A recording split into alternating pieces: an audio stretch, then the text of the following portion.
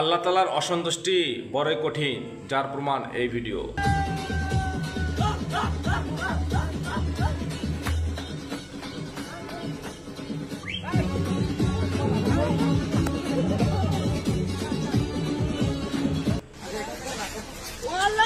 এখানে রাখেন, এখানে রাখেন।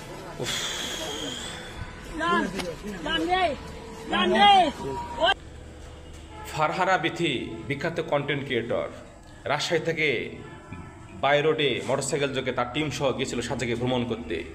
ট্যুর মানে কি ভাই? এই মানে অশ্লীলতা। ট্যুর মানে কি গান বাজনা? সেখানে যায় তার এক সফর সঙ্গীকে, তার পার্সোনাল ক্যামেরাম্যানকে অ্যাক্সিডেন্টে এরকম হারে ফেয়ে আসছে, অর্থাৎ মারা গেছে। আমরা ওই মরহুমের আত্মার মাগফিরাত কামনা করি এবং তার পরিবারের সহিত সমবেদনা জানাচ্ছি। তো কথা এটা না, কথা হচ্ছে যে ভাই, মৃত্যু তো সবারই হবে, আজ কাল, কিন্তু অকাল মৃত্যুগুলা এগুলো মেনে নেওয়া যায় না, কষ্ট হয়। তো এই ট্যুর মানে কি আমরা মনে করি যে গান বাজনা আর এরকম ড্যান্স এগুলো মনে করি? কেন ট্যুরে কি আল্লাহ স্মরণ করা যায় না? আল্লাহকে স্মরণ করা যায় না? আল্লাহকে মানা যায় না?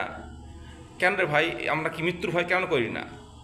এই যে আমি কয়েকটা ভিতর দেখাইছিলাম যে গাড়িতে ওঠার সময় দোয়া পড়বো, সুবহানাল্লাযী সাখখারা লানা হাযা ওয়া মা কুন্না লাহু মুকরিনিন ওয়া ইন্না ইলা রাব্বিনা লামুনকালিবুন।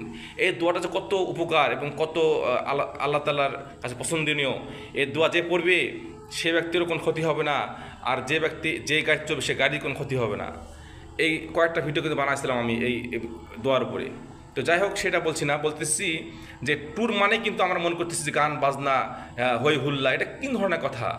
আজ দেখেন, একটা যদি সফর হয় বা একটা যদি ট্যুর হয়, যে আনন্দ ভ্রমণ, দেখা যাচ্ছে কক্সবাজার অথবা সাজেকে যাচ্ছে, বাসের মধ্যে, বাসের ছাদের উপরে বিশাল মাইক লাগায় গান বাজনা, নিজের তো কান ঝালাফালা হয়ে যায়, আশেপাশের যারা মানুষ থাকে তারাও ঠিকমতো নামাজ কালাম পড়তে পারে না, ঠিকমতো হাঁটতে পারে না এই গান বাজনার সাউন্ডের জন্য।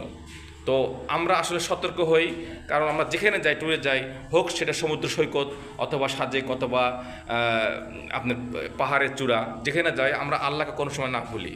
কারণ আল্লাহ তাআলাকে ভুললেই আল্লাহ তাআলা অসন্তুষ্টি, বড় অসন্তুষ্টি।